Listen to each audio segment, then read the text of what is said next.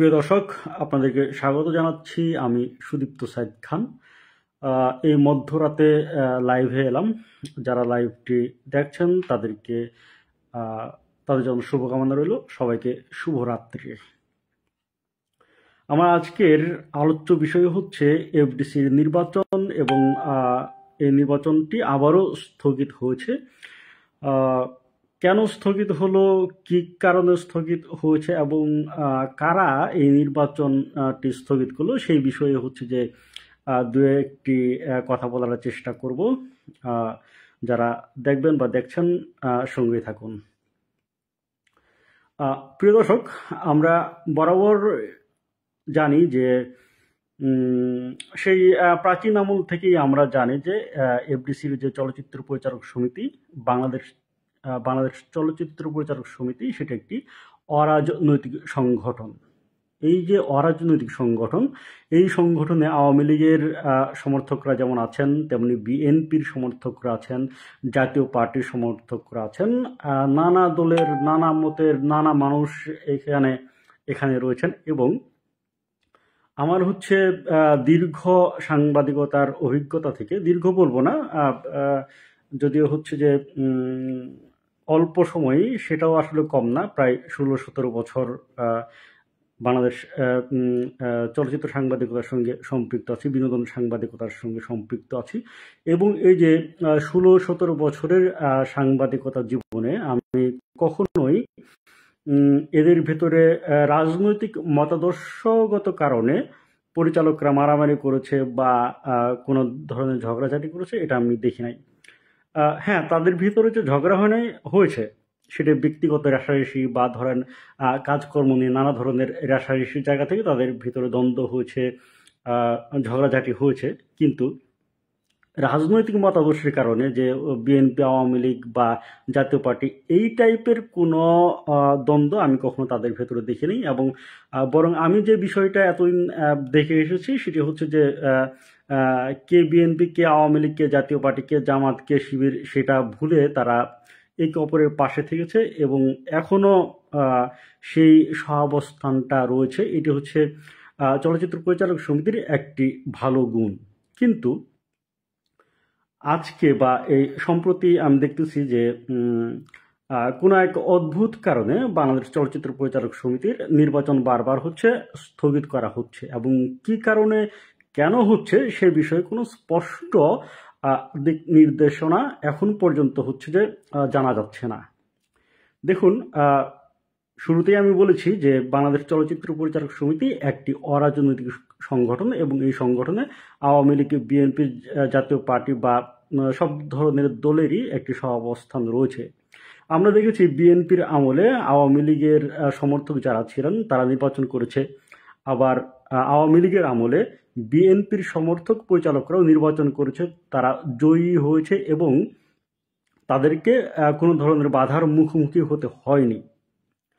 কিন্তু এই যে অন্তর্বর্তীকালীন সরকার এবং 5 আগস্ট পরবর্তী যে বিপ্লবী সরকার বলা হচ্ছে, এই সরকার আসার পর এই হচ্ছে যে আপনার বাংলাদেশ চলচ্চিত্র পরিচালক সমিতির নির্বাচনের তারিখ পরে 28শে ডিসেম্বর, মানে 2024-এর 28শে ডিসেম্বর প্রথমবার তারিখ নির্ধারণ করা হয় যে 28শে ডিসেম্বর হচ্ছে যে চলচ্চিত্র পরিচালক সমিতির নির্বাচন হবে। কিন্তু সেদিন নির্বাচনের ঠিক আগের দিন, একদিনকে 2 দিন আগে নোটিশ দিয়ে এই নির্বাচন বন্ধ করা হয় এবং বলা হয় যে কেপিআই ভুক্ত এলাকায় নির্বাচন করা যাবে না।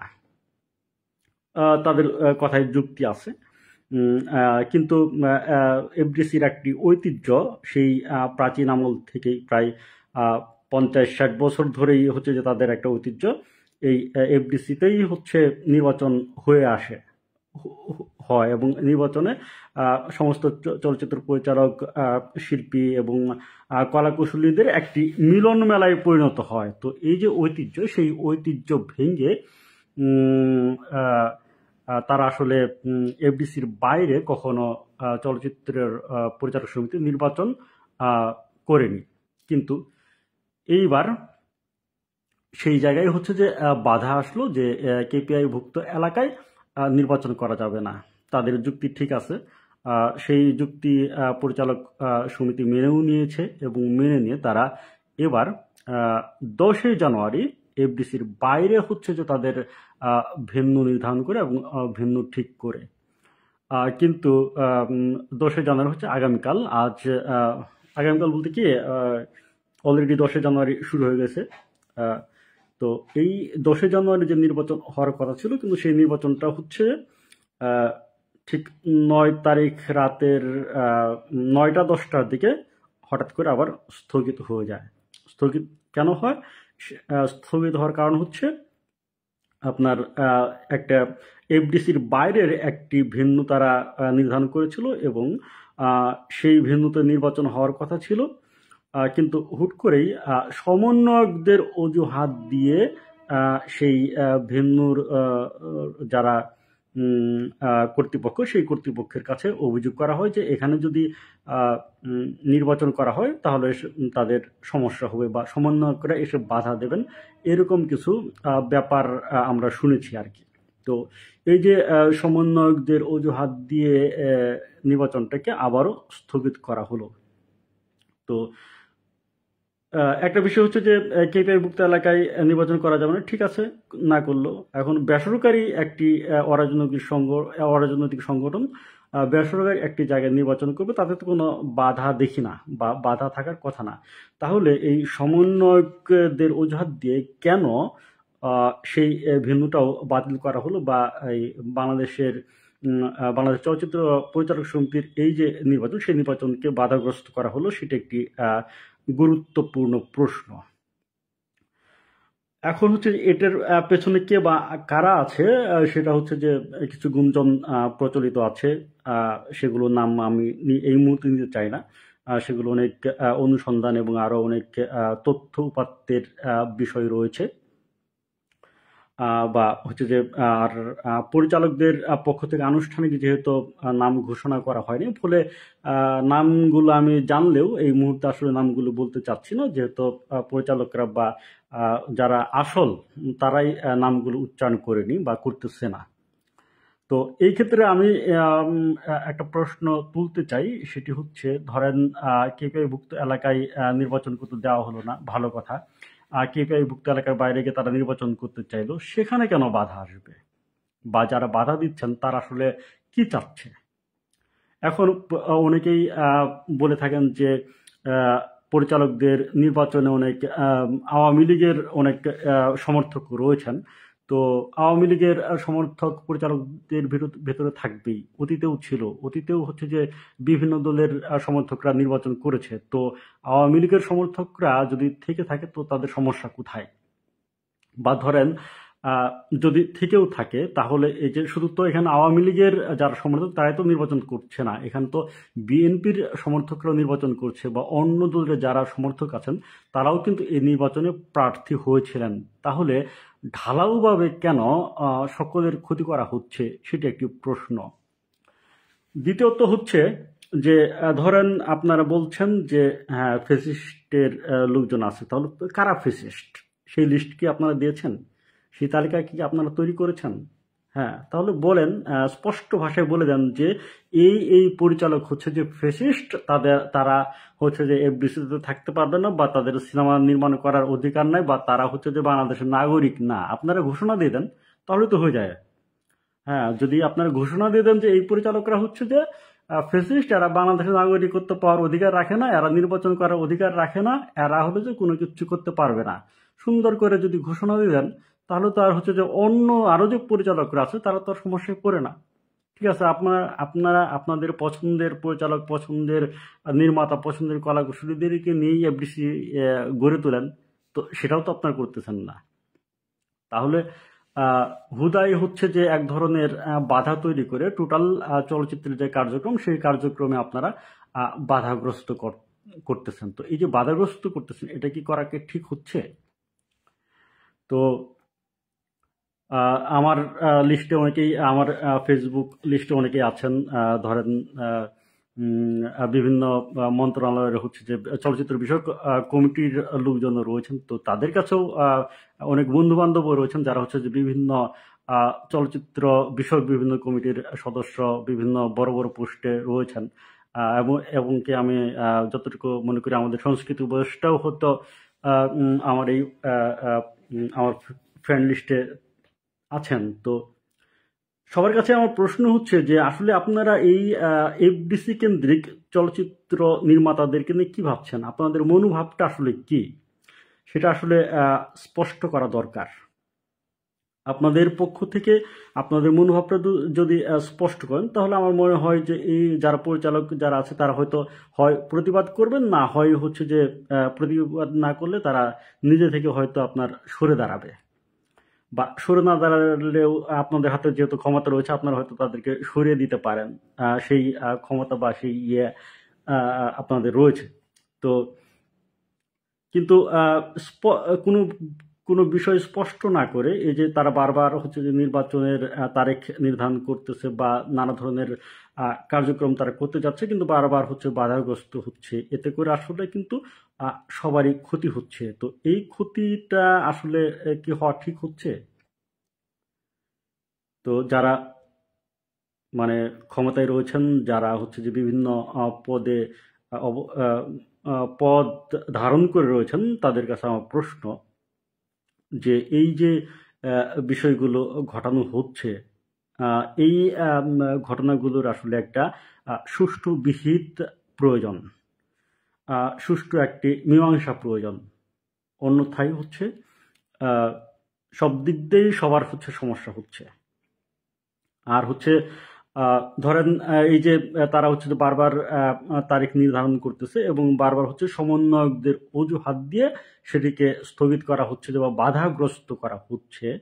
এখন ধরেন যে এই পরিচালকরা যদি দুদিন পরে রাস্তায় নামে বা ধরেন আন্দোলনে নামে, তখন আসলে আপনারাই কিন্তু তাদেরকে হচ্ছে যে এই একটা আফসোস লীগ বা চলচ্চিত্র লীগ বলে আবার হচ্ছে ব্লেম গেম খেলে তাদেরকে এক ধরনের কুণ্ঠাসা করার চেষ্টা করবেন, বা দেখা গেছে যে আপনার বলবেন যে আবার কি আহ, আহ, কি আওয়ামী লীগ এবার ফিরে এসেছে চলচ্চিত্র লীগ হয়ে। তো এই যে বিষয়গুলো, এগুলো কিন্তু এই সমস্যাগুলো কিন্তু আপনারা ক্রিয়েট করতেছেন, এবং এই সমস্যাগুলো ক্রিয়েট করার পর এগুলো আসলে আপনারা আবার হচ্ছে ব্লেম গেম খেলবেন। তো আমার অনুরোধ হচ্ছে যে ব্লেম গেম খেলার আগে আপনাদের সবকিছু স্পষ্ট করা দরকার।